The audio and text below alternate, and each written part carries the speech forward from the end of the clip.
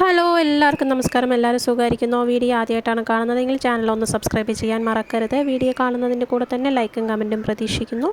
അതുപോലെ തന്നെ വീഡിയോ മുഴുവനായിട്ടും കാണാൻ ശ്രമിക്കണം. അപ്പോൾ കാര്യത്തിലേക്ക് കിടക്കാം കേട്ടോ. കഴിഞ്ഞ കുറച്ച് ദിവസങ്ങളായി സോഷ്യൽ മീഡിയയിലും തമിഴ് മാധ്യമങ്ങളിലും ഒക്കെ കറങ്ങിത്തിരിയുന്ന ഒരു ചൂടുള്ള വാർത്ത നിങ്ങൾ ശ്രദ്ധിച്ചിട്ടുണ്ടാകും. നമ്മുടെ തളപതി, അതായത് തമിഴക വെട്രിക്കഴകം നേതാവ് വിജയ് തമിഴ്നാടിൻ്റെ മുൻ മുഖ്യമന്ത്രി ജയലളിതയുടെ ചെന്നൈയിലെ വിഖ്യാതമായ ആ വീട് വാങ്ങാൻ പോകുന്നു. ആ വീടിൻ്റെ പേര് വേദനിലയം എന്നാണ്.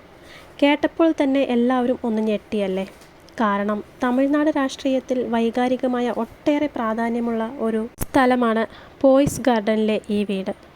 അത് വിജയ് വാങ്ങുന്നു എന്ന് പറയുമ്പോൾ അതിനു പിന്നിൽ വലിയ രാഷ്ട്രീയ തന്ത്രങ്ങളുണ്ടോ? ഇതിൻ്റെ വില എത്രയാണ്? എന്താണ് ഇതിൻ്റെ പിന്നിലെ യഥാർത്ഥ സത്യം? ഇതാണ് നമ്മൾ ഇന്ന് ഈ വീഡിയോയിൽ പറയാൻ പോകുന്നത്. നമുക്ക് ആദ്യം ഈ വാർത്ത എവിടെ നിന്നാണ് തുടങ്ങിയത് എന്ന് നോക്കാം.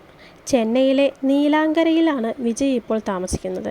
അവിടുന്ന് ചെന്നൈ നഗരത്തിൻ്റെ പ്രധാന ഭാഗങ്ങളിലേക്ക് എത്തണമെങ്കിൽ നല്ല ട്രാഫിക് ബ്ലോക്കാണ്. വിജയ് ഇപ്പോൾ സിനിമയൊക്കെ നിർത്തി പൂർണ്ണമായി രാഷ്ട്രീയത്തിലേക്ക് ഇറങ്ങിയ ആളാണല്ലോ.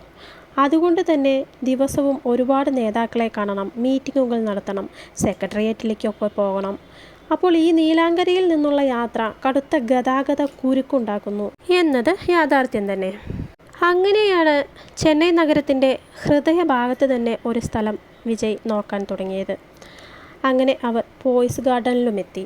ഇപ്പോൾ വരുന്ന റിപ്പോർട്ടുകൾ അനുസരിച്ച് ജയലളിതയുടെ വേദനിലയം എന്ന ആ വീട് വാങ്ങാൻ വിജയുടെ അടുത്ത ആളുകൾ ചർച്ചകൾ നടത്തുന്നു എന്നാണ് പറയപ്പെടുന്നത്.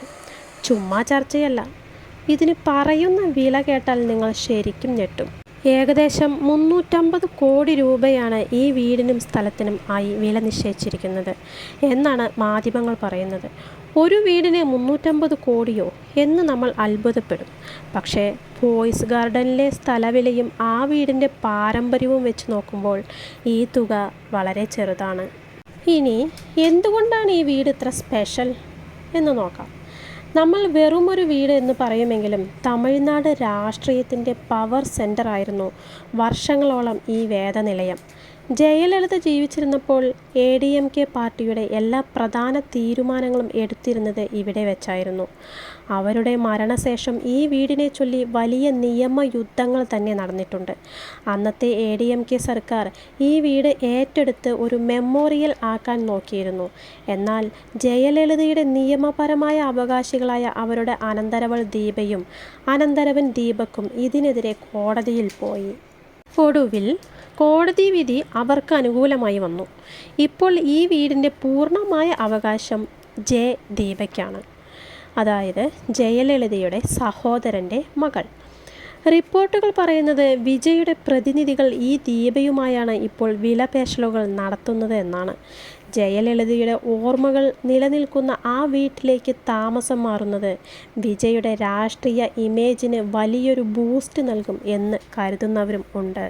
നമുക്കിതിലെ രാഷ്ട്രീയ വശം കൂടി ഒന്ന് നോക്കിയാലോ. വിജയ് ഇപ്പോൾ വെറുമൊരു നടനല്ല, തമിഴ്നാടിൻ്റെ മുഖ്യമന്ത്രിയാണ്. തമിഴ്നാട് രാഷ്ട്രീയത്തിൽ പോയ്സ് ഗാർഡൻ എന്ന് പറഞ്ഞാൽ അത് അധികാരത്തിൻ്റെ അടയാളം തന്നെയാണ്. അങ്ങോട്ട് ഒരു താമസം മാറ്റം നടത്തിയാൽ ജയലളിതയുടെ രാഷ്ട്രീയ പാരമ്പര്യത്തിൻ്റെ ഒരു തുടർച്ചയായി ജനങ്ങൾ അതിനെ കാണാൻ സാധ്യതയുണ്ട്. പ്രത്യേകിച്ച് ജയലളിതയെ അനുകൂലിച്ചിരുന്ന എല്ലാവരെയും ആകർഷിക്കാനും ഇത് സഹായിച്ചേക്കാം.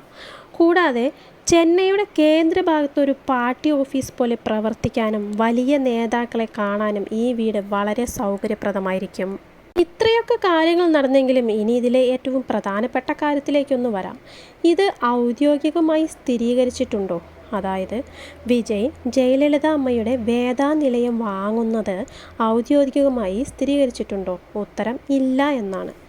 ഇതുവരെ വിജയുടെ ഭാഗത്തു നിന്നോ അദ്ദേഹത്തിൻ്റെ പാർട്ടിയായ TVKയുടെ ഭാഗത്തു നിന്നോ ഔദ്യോഗികമായി ഒരു പ്രസ്താവനയും വന്നിട്ടില്ല.